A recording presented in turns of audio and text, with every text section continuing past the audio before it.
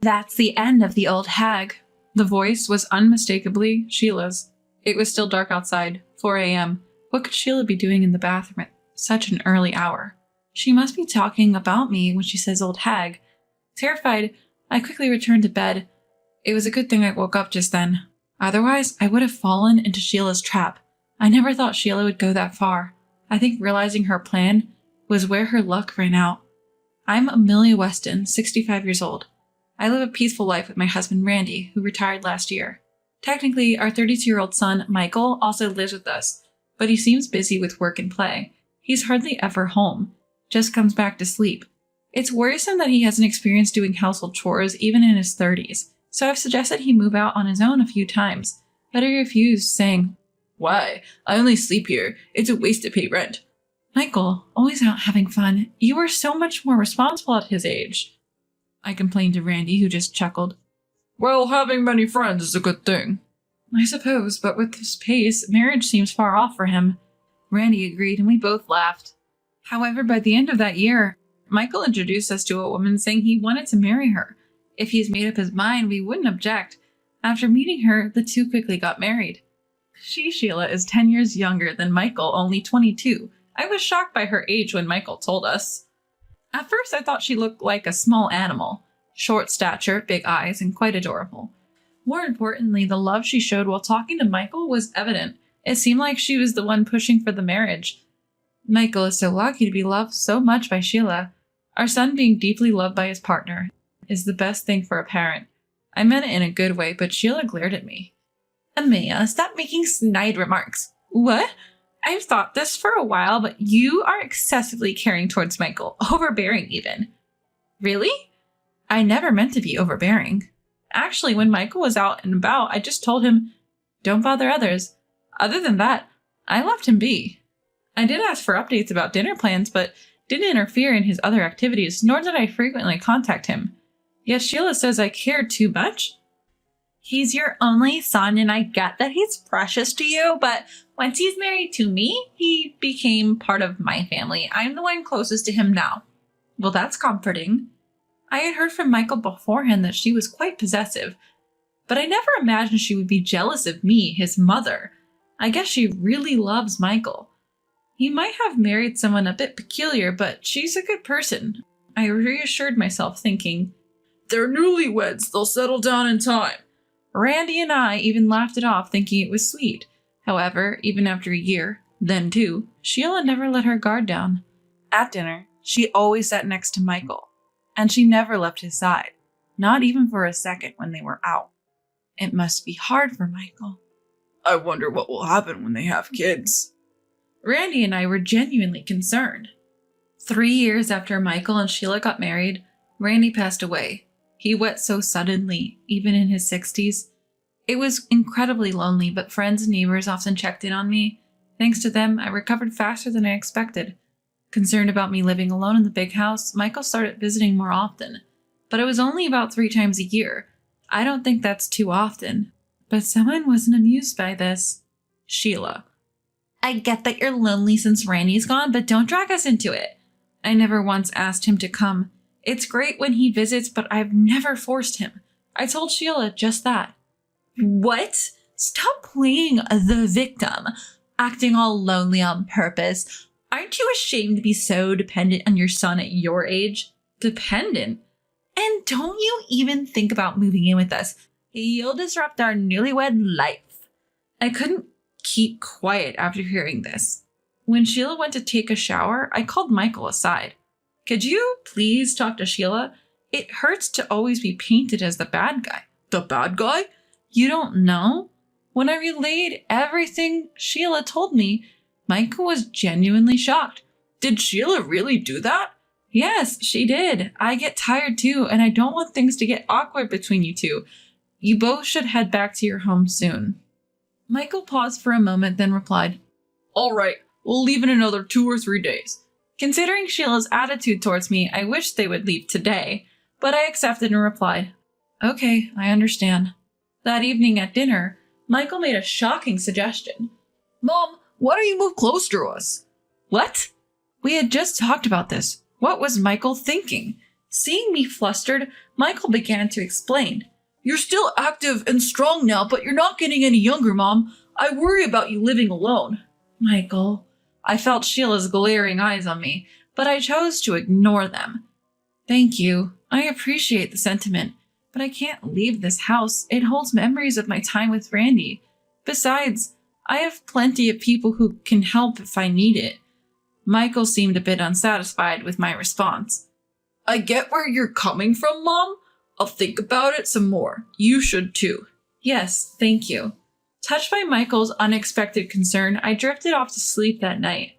The next morning, I woke up and saw that it was only 4 a.m. It was still pitch dark outside. I got out of bed to use the restroom. Huh? While walking down the hallway, I heard a noise. What could it be at this hour? Curious and a bit cautious, I followed the sound. It was coming from the bathroom. Peeking gently into the bathroom, I saw a silhouette and the light of a mobile phone in the darkness. Then I heard a faint voice saying, "This is the end of the old hag." That mocking laughter was unmistakably Sheila's. What could she be doing in the bathroom at this hour? She must have been referring to me as the old hag. Scared, I quickly returned to my room and got into bed. 2 hours later at 6 a.m., driven by curiosity, I went back to the bathroom and then bumped into Sheila. Oh, Emily! Good morning! Good morning. You're up early. She usually wouldn't rise until breakfast was ready. Noticing my suspicion, Sheila gave a breezy laugh. I'm leaving tomorrow, so I thought I'd clean the place today as a thank you for letting me stay. Thanks, but you really don't have to. No, it's the least I can do. Oh, please don't go into the bathroom now. I'm cleaning it. Feeling the pressure from Sheila's assertiveness, I just nodded. For the entire day, I was kept away from the bathroom on Sheila's orders. After dinner, while tidying up, Sheila quietly approached. Emily, I'll take it from here. You can go take a shower. But why? She had never offered to help before, and now this? It puzzled me more than pleased. Just relax. How about soaking in the bathtub? I've prepared it for you, Sheila said with a broad grin. Michael even chimed in. Wow, Sheila's being so kind, and laughed. However, seeing that I hesitated, Sheila grabbed my hand and led me to the bathroom. Look, I prepared aromatic candles for you. Oh, how beautiful. Several aromatic candles adorned the dimmed bathroom. Their faint glow looked magical. Just hop in like this without turning on the lights. But the ambience reduces the relaxation from the aroma, she said and left wishing, enjoy your bath. Am I overthinking? Is this just Sheila being nice? Lost in thought, my eye suddenly caught sight of the bathtub, and I couldn't believe what I was seeing. What is this? I instinctively turned on the bathroom light, and there it was, clear as day. The bathtub was filled with a black liquid. Bath salt? But I've never seen this color before. There's no way I'm getting into that bath, that color. Sheila's actions are concerning. Feeling uneasy, I quietly stepped out of the bathroom. Looking around, only Michael was in the living room. I discreetly approached Michael. Michael, where's Sheila? She went out. Seemed in a good mood. This is my chance. Can you come with me for a sec? I took Michael back to the bathroom. Look at this. Whoa, that's a wild color, right? I don't really want to get in it, but you went through all this effort. It'd be bad just to take a shower, wouldn't it? Michael nodded. Yeah. Then I'll go first. Wait, what? It's probably just bath salt, but with this color, it's hard to get in. If I prove it doesn't stain the skin, you'll feel relieved, right, Mom? I gratefully accepted Michael's offer. When I went back to the kitchen alone, the dishes were still piled in the sink. I wonder where Sheila went. As I was rolling up my sleeves to wash the dishes, I heard a noise from the entrance. Sheila, who had just returned home, saw me and exclaimed, Emily, why aren't you in the bath? Well, Michael said he wanted to go first. As we spoke, a shout came from the bathroom. Sheila rushed into the bathroom with a panicked expression. I followed right behind her. Michael, are you okay? As Sheila flung open the bathroom door, Michael was there, rinsing him off with the shower. Sheila, what is this? It smells so bad. Oh, come on, just close the door. We'll talk when I'm out. After being scolded by Michael, Sheila closed the door with a downtrodden look. So, what was that all about? After finishing his shower, Michael confronted Sheila. Well, it's not exactly. It's not a bath salt, is it? That thing smelled terrible. I feel like the smell is still there. I'm sorry. So what's with the black stuff? Sheila with the pale face didn't answer and looked down. Sheila! Upon hearing her name, Sheila shuddered. She hesitantly replied, It's squid ink. What? That black stuff, it's squid ink. Both Michael and I exchanged surprised looks. Sheila, why would you use squid ink? I thought it might be healthy, Sheila said, avoiding our eyes. Michael glared at Sheila. Then you try getting in now. I'd rather not. Sheila's words from this morning echo in my head. A suspicion suddenly arises within me. Could it be because I mentioned I'm allergic to squid? Sheila froze at my words. It seems I was right on the mark. Come to think of it, I told Sheila about my squid allergy in our casual chat the day before yesterday. Knowing my allergy, Sheila prepared a bathtub filled with squid ink. My head ached at the thought of such a bizarre idea. What's the deal with that? Is this some sort of cruel joke? It's not what you think. I just wanted to help Amelia relax. Sheila buried her face in her hands and began to cry. Is she thinking that crying will solve this? But I won't let it slide. So this was the old hag thing you were talking about? What are you talking about? Wait, Amelia. Sheila tried to stop me, her tears pausing, but I continued on. I heard what you said in the bathroom around 4 this morning. You were awake, Amelia? Sheila's eyes widened, her hand flying to her mouth. This is clear act of malice after all. But Michael always favors you. He's always worried about you. I was just so jealous. Sheila tried to deflect with a barrage of excuses. Basically, she was just jealous as always. Michael sighed heavily, rubbing his forehead. I was skeptical when I heard from Mom, but it seems her story was true. What? Sheila stared at us, her face pale. What did you tell Michael, Amelia? I was dumbfounded by her audacity. Blaming me after what she's done? How foolish can she be? I'm sure Michael felt the same, looking at Sheila with disbelief. That's enough. You've never been one to reflect on your actions. I'm done. Michael! I smile spread across Sheila's face, perhaps thinking she was forgiven. But in the next moment, Michael's words shattered that. Let's get a divorce. What? Sheila stood still, a frozen smile on her face. Wait, Michael, why? How did it come to this? This doesn't make any sense. It makes perfect sense. You tried to hurt Mom. Do you even understand what you've done? Sheila paused for a moment, but soon spoke up. But in the end, Amelia didn't go in. It was just an attempt, so I'm innocent. Michael shook his head at Sheila's protest. Do you really think it's that simple? It was only an attempt because Mom noticed, and I hate people who scheme behind the scenes. That's cruel. Sheila rushed over to Michael and clutched at his shirt, but he quickly pushed her away. So you're choosing Amelia over me? I wish she'd stop playing the victim. Seeing Michael not responding, clearly annoyed, I spoke up. I can't stand to watch this, Sheila. Sheila glared sharply at me. Did Michael ever compare us? Did he even ever belittle me in comparison to you in cooking or household chores? Well, no. At least from Michael, I've only ever heard good things about you. He must have truly cared for you. Sheila glanced at Michael, who nodded without looking up. Yes, I never once saw you as a replacement for Mom, and I never compared. I genuinely liked you, Sheila.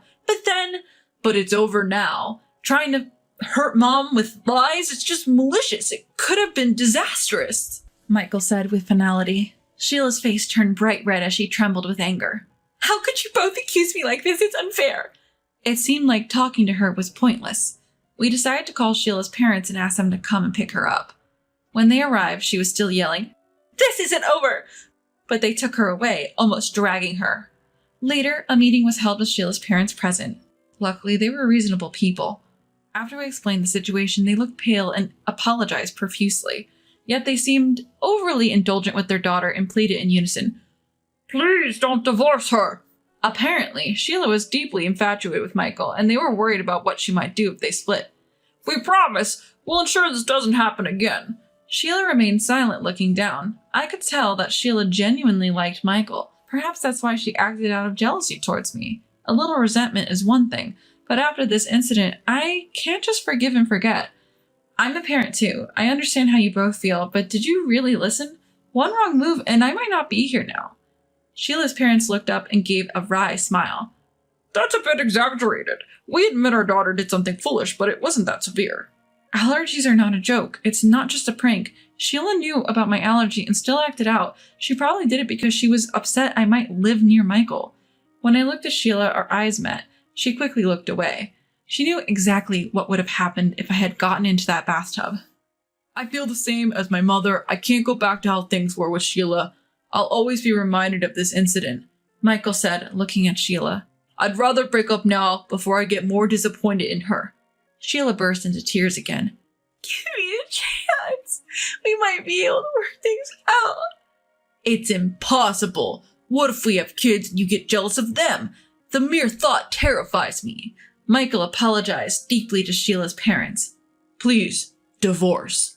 Sheila's parents seemed taken aback, but they probably realized reconciliation was impossible after seeing our firm stance. They began to persuade their daughter. Still, Sheila refused to accept the divorce. If you go that far, I'll demand a larger settlement. Are you ready to pay a huge amount? Stop it! Sheila, just give up.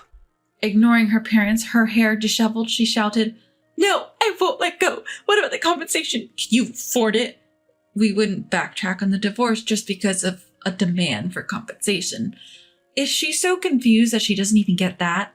Most importantly, we haven't done anything to warrant such a demand. On what grounds would you demand extra compensation? Infidelity, perhaps? Making up lies won't work in your favor. If you play that game, we can play too. Realizing my determination, Sheila's parents stepped in hurriedly. Seems they judged that a conversation was impossible. We'll persuade her to agree to the divorce. Thank you. And so, our conversation with Sheila ended. The last time we saw Sheila, she looked pitiable, with her hair and face disheveled. I couldn't sense any of the charm she once had. Thanks to the efforts of Sheila's parents, the divorce went through. Relieved, Michael and I sighed. She might not have been a bad person, but she wasn't a good one either. Michael, you've always had bad luck with women. We laughed it off. By the way, Sheila moved back to her parents' home and now lives under their watchful eye. She tried everything from self-improvement to working at nightclubs, all to get back together with Michael. Because of that, she spent too much and is now chased by debts. I do feel a bit sorry thinking about her parents. Michael and I started living together again. He seems to have a wide circle of friends as always and goes out often. However, he comes home earlier than before and has become more consistent with his communication. I need to start taking life a bit more seriously. That's what he said. He's back to being single, so maybe he's been doing some soul searching.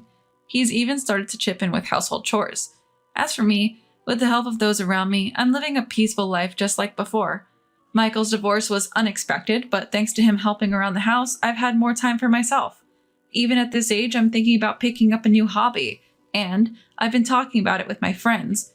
I want to enjoy the rest of my life a bit more before Randy comes to take me away.